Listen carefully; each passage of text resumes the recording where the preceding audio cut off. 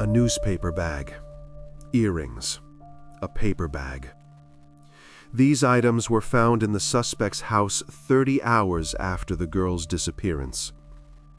And in the basement, they discovered something that turned a quiet suburb into a place where, every 2 years, residents collect thousands of signatures with a single demand: do not release the killer. Some atrocities are so monstrous that their echo doesn't fade for decades. The victims' relatives and entire communities continue to fight to ensure the criminal spends the rest of his life behind bars, regardless of what the law says. Binghamton is a small city in New York State, almost on the border with Pennsylvania. 45,000 residents, a cultural center with a rich history. It was here that the legendary IBM was founded in 1911. The Rockefeller family mansion is also located here. But there are dark chapters in this place's history. One of them is connected to the tragedy this story is about. Sherry Lindsley was born and raised in Binghamton. Her birthday was June 6, 1971. The family was raising 4 children. Her father was a police officer, and her mother was a homemaker. From childhood, Sherry was an energetic, creative spirit. She played the clarinet in the school orchestra, loved board games and softball, and was on the team. People said about her, "This girl manages to do everything." Teachers noted her punctuality. If Sherry promised to do something, she did it, always. At the same time, the schoolgirl also found time to volunteer in the neonatal unit of the local hospital. The nurses remembered her, a little girl in a hospital gown who brought forms and comforted mothers in the hallway. Later, she became a volunteer for the American Legion. She dreamed of becoming a veterinarian, a nurse, or a neonatologist. She studied and worked hard for her future. At 12 years old, Sherry was in the 7th grade. Her academic performance was excellent. In her free hours, she worked part-time. She wanted to help others. She delivered newspapers to homes and saved the money she earned for a special goal: to organize a baby shower for her favorite teacher, who was expecting a child. She kept a shopping list in a notebook. She recorded every dollar. By the spring of '84, Cherie had been delivering newspapers for about a month. Her route was always the same: 2 neighboring streets not far from her parents' home. She had learned the names of all her subscribers. She knew who liked the newspaper left at the door and who preferred to pick it up in person. The local residents valued her for her punctuality and politeness. The newspapers always arrived on time. Some elderly women would specifically look out their windows when it was time for her to arrive. The '80s in Binghamton was a time when the city was considered safe. People didn't lock their windows. Doors were left open. Children played in the streets until dark. Cherie's family lived in a neighborhood with a minimal crime rate. And yet, her mother usually accompanied her daughter on her paper route, just as a precaution, and she had the time. They would walk and talk together. The girl would talk about school, about her friends. Her father, as a police officer, also advised watching over the child during such walks. Not out of fear. It just seemed like the right thing to do. But on Monday, March 26, 1984, her mother had a lot of chores to do. Pots were on the stove, groceries on the table. She needed to prepare a special dinner, so she stayed home. Sherry returned from school around 3:30 and announced she was heading out on her route. She put on her jacket and grabbed her newspaper bag. The woman, accustomed to the tranquility of her neighborhood, allowed her daughter to go alone. The girl promised to be back in about an hour. She wanted to call a friend. She waved from the door. After Sherry walked out the door, no one ever saw her alive again. And her mother, for the rest of her days, blamed herself for letting her child go unaccompanied. She constantly replayed that moment. The door, the wave of her hand, the last, "Bye, Mom." At 4:30, the phone rang. The sound was sharp in the quiet kitchen. On the other end of the line was a neighbor boy, Cherie's friend. He wanted to talk to her, but the girl hadn't called as she had promised. His voice was bewildered.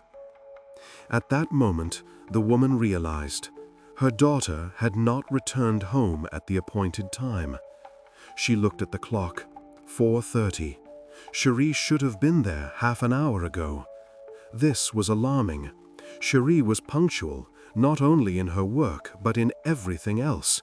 She was never late, not even by 5 minutes. The mother tried to remain calm. Her hands trembled slightly as she hung up the phone. She assumed her daughter had just gotten caught up talking to someone and lost track of time. It happens. Kids get distracted. She waited at home, but still contacted her husband at work. He immediately alerted his colleagues on duty. Keep your eyes open during patrol. Pay attention to anything strange. His voice was steady, but his colleagues detected his concern. They knew he had a daughter, 12 years old, who delivered newspapers. On her husband's advice, the woman began calling her daughter's friends and acquaintances with whom she regularly communicated. One call, a second, a third. They thought maybe the girl had gone to her aunt's house, with whom she had a close relationship. They often baked cookies together on weekends, but she wasn't there either. An hour passed. No news. None of her acquaintances knew where Cherie was. Now, both parents were seriously frightened.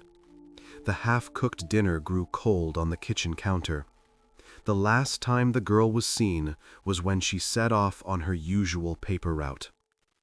The father, along with his colleagues, couldn't just sit and wait. He took a flashlight and left the station. He began to search the streets. First and foremost, the 2 directions his daughter usually walked.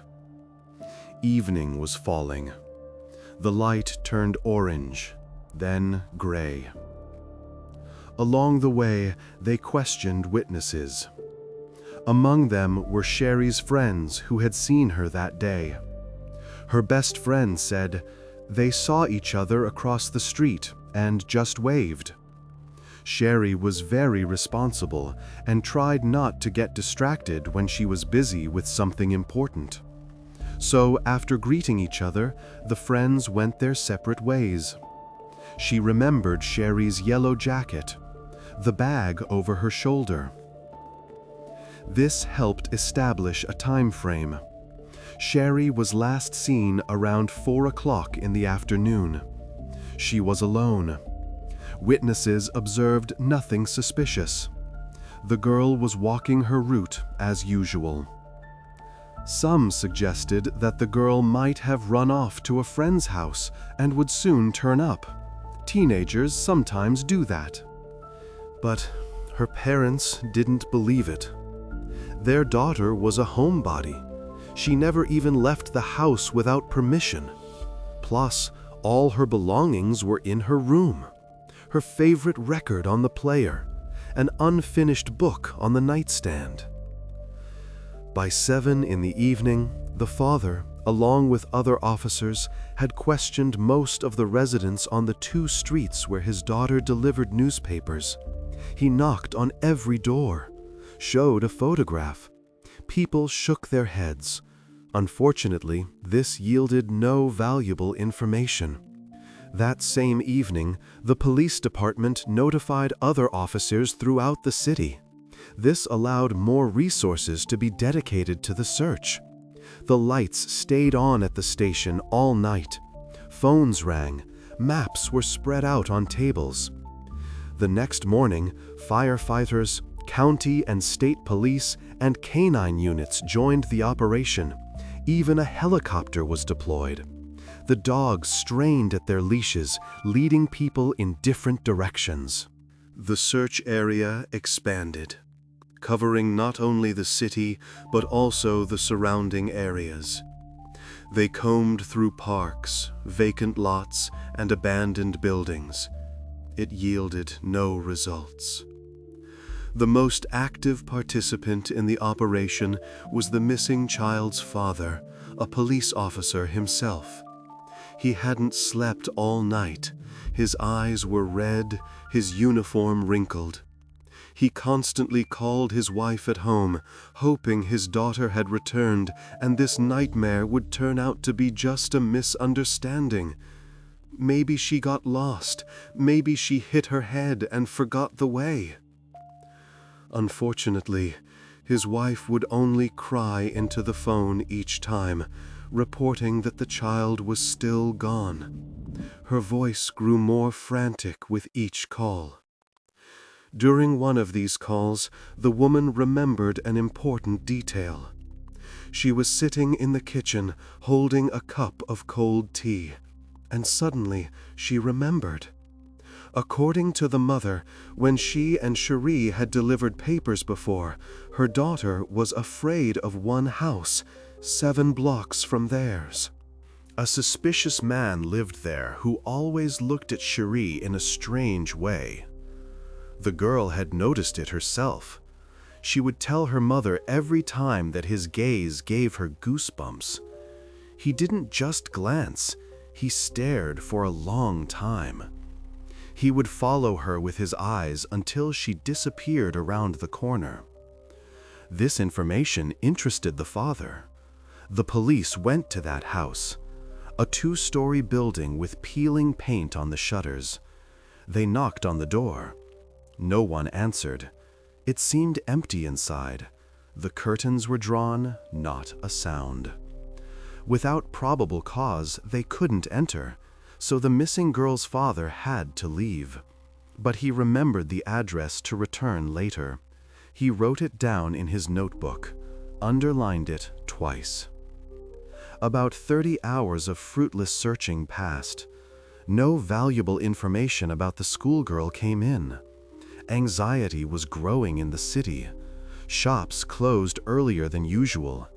Parents called their children in from the streets. They decided to hold a press conference to attract public attention. The mother sat before the cameras. The father stood beside her in his uniform. She held a photograph of her daughter. She begged anyone to report anything at all. As a result, the station received several calls, but they all turned out to be dead ends. Someone saw a girl who looked like Cherie at a bus stop. It turned out to be a completely different schoolgirl. Someone heard a scream, but it was just neighbors arguing. As soon as the strange resident of the house, who hadn't been there on the first visit, appeared, 2 detectives were immediately sent there. The 35-year-old man's name was James Wales.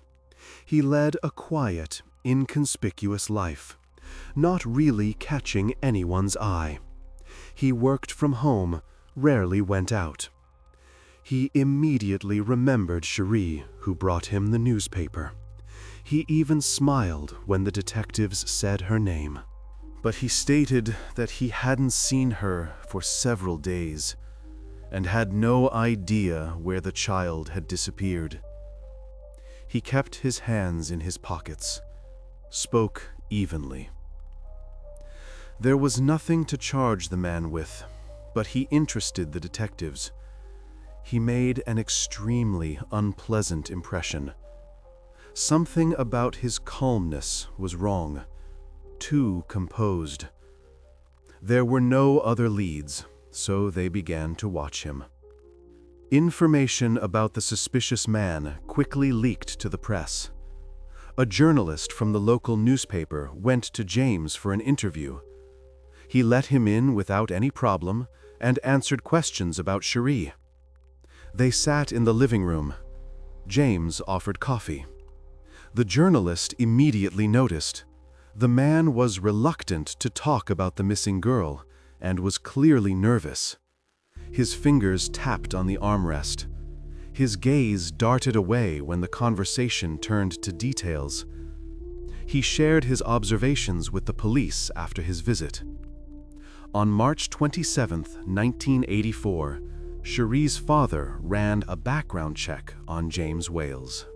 He sat in the station, the computer screen glowing in the semi-darkness. There were no serious criminal cases against him. The only thing found was a DUI and trespassing. This incident had occurred a few years before the girl's disappearance. A drunk James was returning from a bar and wandered into someone's field a couple of kilometers from his home. No one was hurt, and he got off with a warning. A more detailed analysis revealed a much more disturbing incident. A few years before Cherie's disappearance, James had lived in Norwich, New York. There, records were found of a report from the parents of a little boy for molestation. During the investigation, the case was transferred to social services and then closed altogether. No action was taken by law enforcement. No charges were brought against the man. The file was simply archived. All of this indirectly strengthened suspicions of his involvement in the girl's disappearance. A new personal meeting with the suspect was required. Law enforcement officers went to James's house again. It was a cold, gray morning. The detectives immediately noted he was behaving suspiciously, nervously, avoiding direct answers and eye contact, especially when the conversation turned to the missing Cherie. His hands were no longer in his pockets. He was gripping the arms of his chair. This reinforced their suspicions. Despite James denying he had met with the schoolgirl on the day of her disappearance, they decided to take him to the station for a formal interrogation. He didn't resist.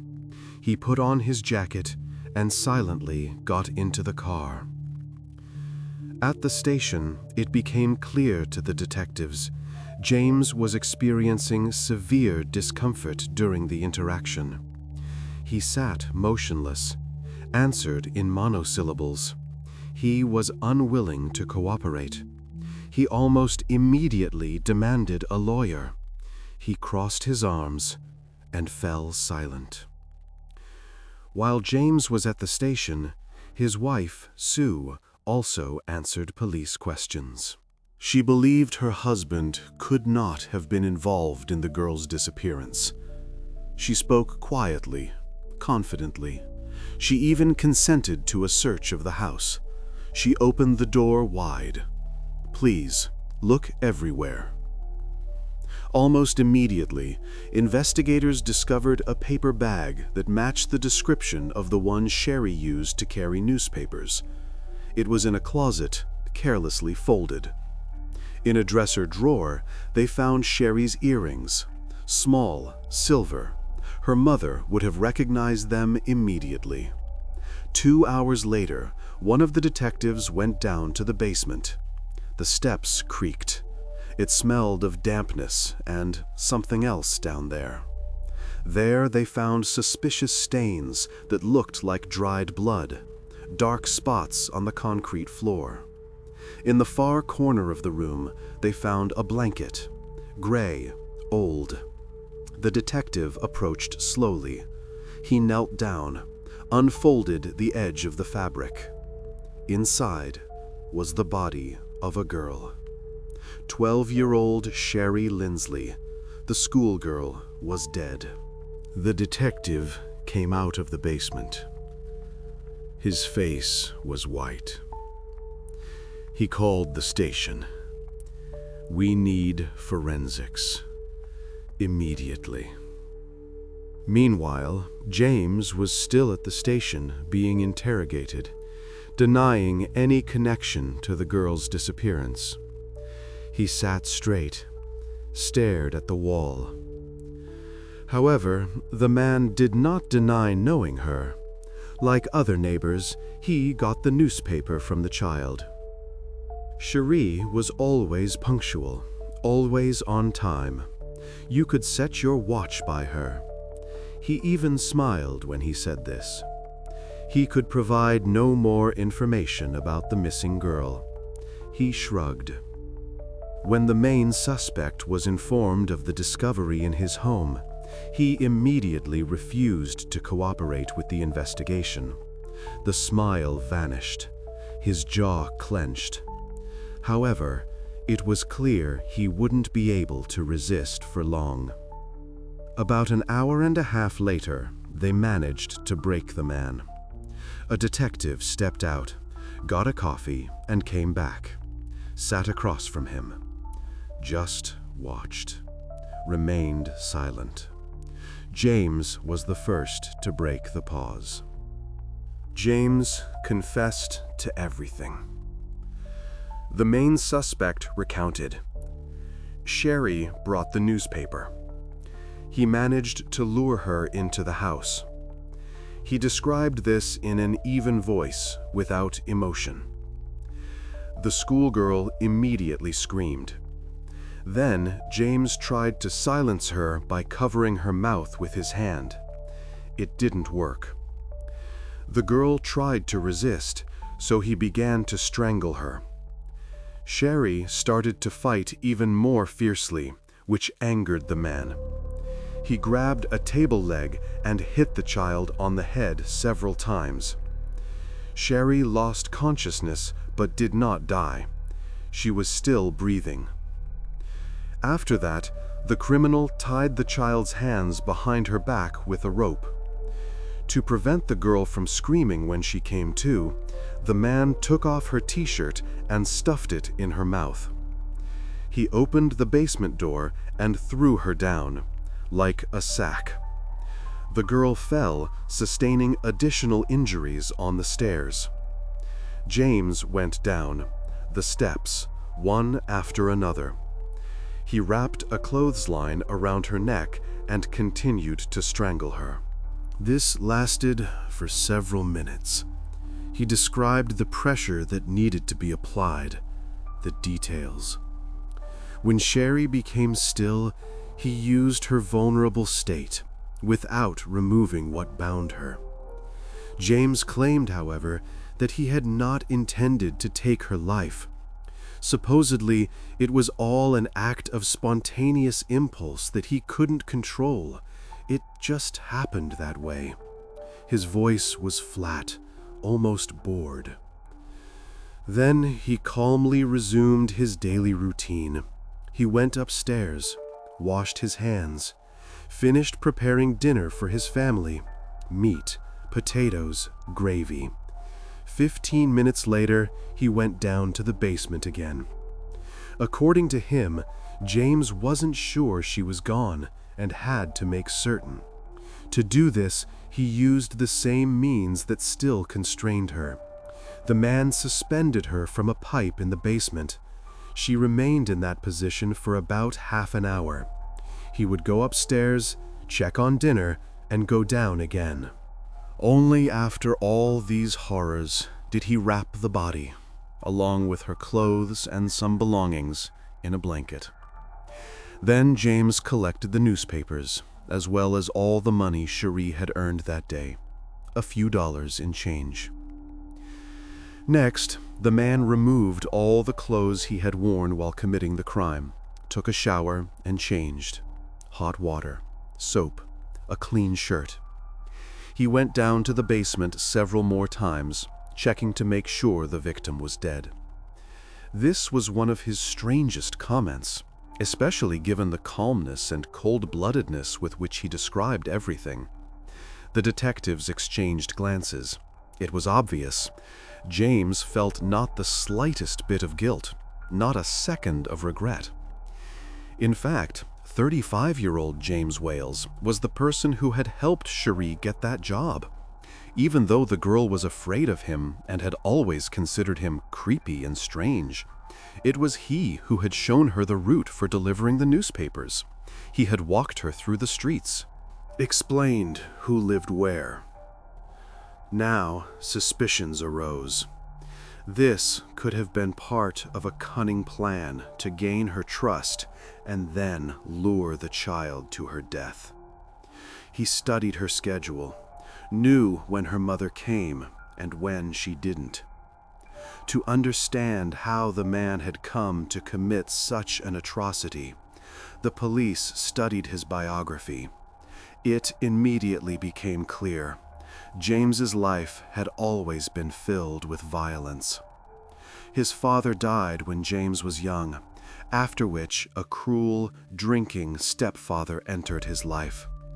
James could find no protection from his own mother, who suffered from alcoholism and willingly participated in her son's punishments. The belt, fists, a locked room. From his school years, James also became addicted to alcohol and then to illegal substances. He was a troubled teenager and repeatedly tried to run away from his abusive parents. Once he was gone for 3 days, living in an abandoned shed. There were several reports of domestic violence, but law enforcement did nothing. They would come, talk, and leave. At 18, the young man managed to escape the oppression of his mother and stepfather. He joined the U.S. Army, where he served for 6 years and even received honors and awards. In the Army, he was disciplined. He followed orders. He didn't stand out. He returned to Norwich in '72 and married 3 times. His last wife was Sue Evelyn. The couple had 2 children. They led an ordinary life. Barbecues on weekends, school meetings, nothing special. After the Army, James worked at IBM, but lost his job within a few years. This happened in '83 and was the result of a long and unsuccessful battle with alcohol and substance addiction, absenteeism, tardiness, errors in paperwork. After losing his job, he began to have mental health problems, which his wife tried to help him manage. The man had paranoid and delusional thoughts. He would say he was being watched, that the neighbors were whispering about him. But no one sought professional help, so his mental deviations were not documented, and James did not receive the necessary treatment. Judging by the descriptions from his wife and witnesses, he was a real ticking time bomb, but no one paid it any mind until it was too late. Everyone saw the signs. No one reacted. Further investigation revealed the killer had an unexpected accomplice. James had not actually dragged Cherie into the house by force. She went there willingly. However, the girl's family knew. She would never have followed such a dubious man into his house. Never. It turned out he had used his 11-year-old stepson, Brian. The criminal knew approximately what time the girl would arrive with the newspapers. He watched from the window, waited. When he saw that her mother was not accompanying her, he decided the right moment had come. He immediately asked the boy for help. Brian met Cherie at the door. He smiled. He invited her to come inside, to see a new video game, he said. Since the children knew each other, the girl agreed. Nothing to worry about. Just pop in for a minute. When the police spoke with the boy, he confessed. His stepfather had demanded he do it. Arguing with him was dangerous. The boy cried while giving his testimony. He couldn't make eye contact. As soon as Sherry was inside, the man came out of the kitchen and ordered his stepson to leave. His voice was harsh, with no explanation. The child immediately ran to his room on the second floor, closed the door, sat on the bed. He suspected something bad was going to happen, but he was afraid, and so he remained silent. He covered his ears with a pillow. Having obtained James's confession to the murder, the police returned to the house and began to collect evidence from his story to use in court, should the man retract his words. The forensics team worked methodically. Photographs, samples, markers. There, they found the newspapers and the money the girl had earned, which the criminal had stolen. A few dollars in change in a jar on a shelf. On the floor and wall of the basement, they found blood, which confirmed the child had been beaten and thrown down the stairs, splatters on the concrete. They found the sewer pipe with traces of blood where James had hanged the deceased, scraps of the clothesline, and fragments of the girl's clothing. The yellow jacket, the jeans, all torn. The investigation also uncovered evidence that James had long premeditated the child's murder. As it turned out, before Cherie started her route and began delivering the paper, the man did not have a subscription to the newspaper she delivered. He bought the subscription only after the girl started the job. He called the newspaper office, placed the order. According to descriptions and witness statements, the killer had become fixated on the girl while showing her the route for her job back when they first met. He was preparing. Based on all the collected data, on April 6, 1984, James Wales was charged with a whole list of offenses: second-degree murder, rape, kidnapping, theft, and abuse of a corpse. James was arrested and held in the county jail pending his hearings, a solitary cell, around-the-clock surveillance. He was considered a particularly dangerous criminal, so the court denied him bail. Since the killer could not afford a lawyer, he was provided with a public defender, a young lawyer recently out of university. The first thing he tried to do was get his client released on bail. Denied. At the preliminary hearings, he also requested a change of venue for the trial. He believed the case had been so widely covered in the county that it would be difficult to find jurors unfamiliar with it. This could deny James his right to a fair trial. The newspapers wrote about the case every day. Photos of Cherie on the front pages. But this request was also denied. Then the lawyer filed a motion claiming the killer's innocence by reason of insanity. In 1984, the state governor had signed a new bill that changed the principle of proving innocence in cases of insanity. Now, it was sufficient for the lawyer to prove that James could not distinguish right from wrong. The defense attorney believed this was the only way to avoid a life sentence for the killer. He prepared documents, looked for experts. The trial date was set for July 30, 1984. However, it was postponed several times thanks to the efforts of the defense attorney. New motions, additional expert examinations. Time dragged on. As a result, the hearings only began on October 18th of that year. The courtroom was packed. Journalists, relatives, onlookers. Security checked bags at the entrance. The prosecutor described all the discovered evidence in detail to the jury. He spoke slowly, clearly. It included the rope used to strangle the girl, the table leg with traces of her blood, the defendant's confession, which he tried to retract by pleading insanity. The evidence included the newspapers and money that James had taken for himself after the murder. During the hearings, a psychiatrist for the defense testified, a gray-haired man in glasses. He stated that he considered James Wales insane.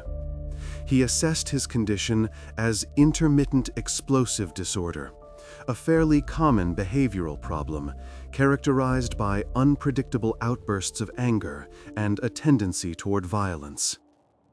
At that time, it had been diagnosed in about 200,000 people in the United States. In the expert's opinion, James could not resist the impulsive desire to do evil. He spoke in scientific terms, cited research.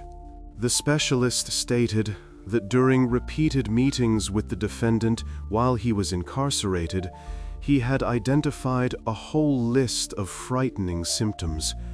In one session, the man claimed that during the murder, he was convinced he was attacking not Sherry, but his own mother. He considered the woman one of the main culprits of his cruel childhood, hated her, and wanted revenge. The psychiatrist believed the criminal could not consider the consequences of his actions or control himself at that moment. Then, the defendant's 2 ex-wives appeared before the court. They testified that he had a propensity for violence, which he periodically displayed in rather sophisticated forms. The first wife spoke quietly, her gaze on the floor. The second spoke louder, with anger. For example, James liked to choke during intimacy, and he found it difficult to stop.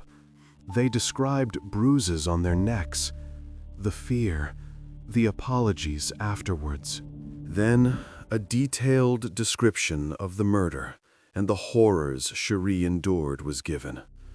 The prosecutor did not spare the details. The girl's parents had great difficulty listening to it all. The mother covered her face with her hands. The father sat motionless, his jaw clenched. According to the medical examiner, it would have taken about 30 minutes for her to finally die from strangulation. He explained the mechanism: pressure on the arteries, lack of oxygen. Judging by the time frames provided by James himself, even when he hanged Cherie in the basement, she could still have been alive. Perhaps unconscious, but alive. The criminal's stepson also testified against him. All these events were very traumatic for the 11-year-old boy. He sat in the witness chair, small and frightened. He confessed. He had heard screams and dull thuds. Cherie had cried for help, called for her mom, but then everything went quiet. Brian was afraid to leave his room. He was well acquainted with his stepfather's cruel nature. He was afraid he would get it from the man and could become the next victim. He still saw it in his nightmares. After 11 days of trial proceedings, the jury went to deliberate. Interestingly, they did not receive all the data that investigators had collected. For example, the judge did not allow photographs of Sherry from the crime scene, her torn clothing, or the marks left on her body by the killer to be admitted into evidence. It was believed that showing these shocking images would prevent the jury from remaining impartial. The images were too powerful. Emotions could overshadow the facts. 3 hours and 15 minutes later, the jury returned with a guilty verdict. The courtroom fell silent. James Wales was found guilty on all counts. The public defender's tactic, based on insanity, had failed. Sherry's mother sobbed. Her father hugged her. On November 12 of the same year, the criminal returned to the courtroom to hear his sentence. He was sent to prison for life, with the possibility of parole after 33 years. This was the maximum possible sentence provided by state law for the charges against him. When the killer was given a final statement, he said he was sorry. His voice was steady, without a tremor. Naturally, it sounded unconvincing. As throughout the rest of the trial, James was impassive and showed no emotion. His face was stone. Announcing the sentence, even the judge urged the state's law enforcement agencies to never grant James parole due to the brutality of the crime. His voice was firm. This was unusual. Judges rarely make such recommendations. Nevertheless, James first became eligible for release in 2017. Everyone who had followed the case awaited this date with anxiety. Calendars, marks, 33 years. The girl's parents could never come to terms with their loss. They even moved out of the family home and then put the property up for sale. They couldn't live in the same city anymore. By this point, the house had gained a grim reputation. Many sincerely believed that Sherry's spirit had not found peace, and because of this, strange things constantly happened there. The house gained a reputation as a haunted house. Lights in the windows when the house was empty, the sound of footsteps, creaking stairs. It was sold and abandoned twice after purchase. Everyone who lived there, and even the neighbors, told stories of objects moving, voices and sounds. Cups would fall for no reason. Doors would open by themselves. On July 30, 2020, the haunted house was demolished. Bulldozers, a cloud of dust. Neighbors stood and watched. At that moment, Sherry's mother also threw away her newspaper delivery bag. Yellowed, faded. The woman decided it was finally time to let her go. However, the murdered girl's father continued to believe that her spirit would only be truly free after her killer died behind bars. He said this in every interview. The city council immortalized the girl's memory. Back in 1984, it was decided to name a local park after her, where a small memorial was also placed. A bench, a plaque with her name. People left flowers. The next chapter of the story was James Wales's eligibility for parole. He first became eligible on April 12, 2017. Like any American inmate, he could appear before the parole board and exercised this right. All of this was accompanied by public protests initiated by Sherry's parents, posters, rallies outside the courthouse, photos of the 12-year-old girl on cardboard signs. James told the board he had always struggled to cope with stress. He had a difficult childhood due to his abusive stepfather and mother. He had grown old in prison, gray hair, wrinkles. James believed that under no circumstances would he have killed the girl if not for another episode related to his mental disorders. He apologized, spoke of therapy, of remorse. Despite the man's eloquence, the parole board decided to keep him in prison, unanimously. Even after this, Cherie's parents organized several public pickets calling for the killer to be kept behind bars for life. They stood with signs in all weather. On the eve of the next stage, they again actively demanded justice for the murdered girl. 3 years later, James became eligible for a second attempt at parole, 2020. The pandemic. But the fight continued. Shortly before this, an online petition was created by a supporter of Cherie and her family. It gathered over 9,000 signatures, people from all over the country. After which, 409 pages of signatures and another 120 pages of comments were sent to the parole board. Boxes of papers. Names, addresses, messages. James was denied parole a second time. Then he was denied again in 2023. Law enforcement agencies still adhered to the principle: the criminal must be kept behind bars for the rest of his life. The judge's recommendation was working. The next stage was scheduled for 2025. All this time, Cherie's family appealed to the public. Interviews, social media posts. Her mother and father made every possible effort to prevent the killer's release. To do this, they were as active as possible in publicizing the tragic events. No one should forget. However, not all who cared were able to live to see the day the cold-blooded killer would die behind bars himself. On February 28, 2023, Cherie's father passed away after a short battle with liver cancer. The hospital. Morphine. The final days. At that time, the man was 81 years old. He had been fighting for 40 years.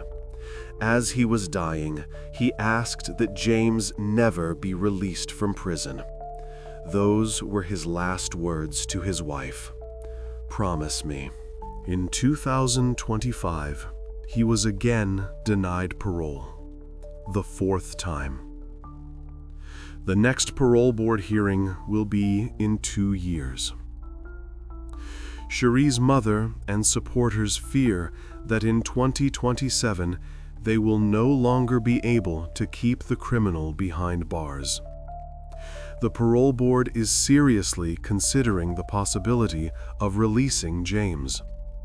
This is due to a terminal illness the man has been suffering from for the past few years. Cancer, metastases, medical documents on the board's table. Although the main activist in this fight, the girl's father, has passed away, his cause is carried on by concerned people online and in real life. Facebook groups, petitions on change.org. There are still many activists, including Cherie's mother, who are not giving up and hope that James will never get out of prison. She still comes to the memorial in the park, brings flowers, sits on the bench, looks at the plaque with her daughter's name, 41 years later.